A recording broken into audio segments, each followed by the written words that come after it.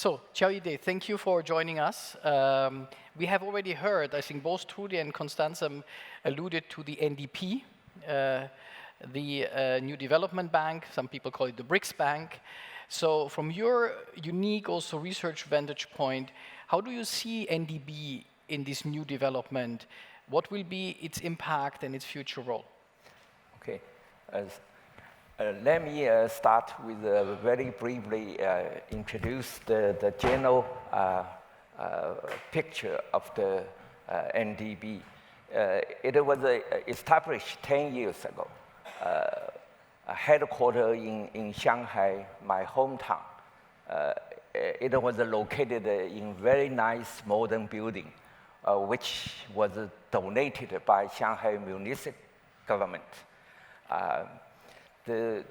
Its required equity is 100 billion US dollar, while initial capital is 50 billion US dollars. By the end of November last year, they approved the loan more than 35 billion US dollars. Among them, 7.2 billion in their own currencies. Total together, the project is almost 100 projects approved. These investments focus in clean energy, transportation infrastructure, water and health facilities, environment protection. The president, the NDB, very interesting, is taken in rotation as an order with first India, Brazil, Russia, South Africa, and China. Oh, by the way, the equity is equally among 5 initial members. So the interesting why India is the first one, why China is the last one.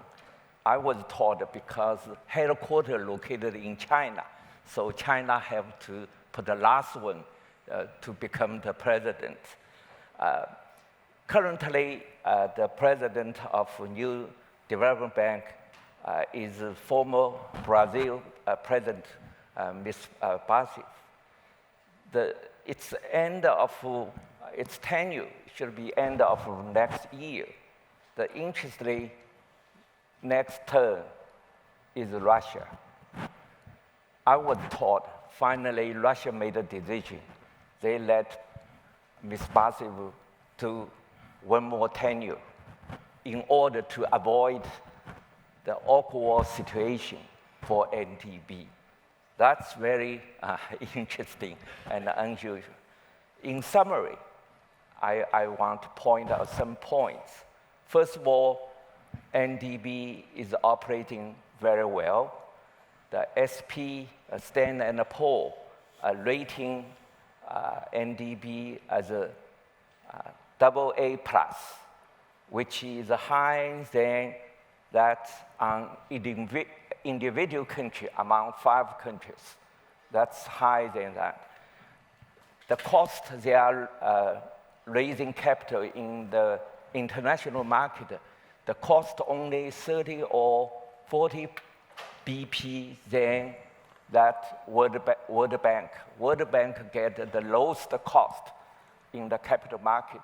The NDB just pay a little bit high than World Bank. That's first point.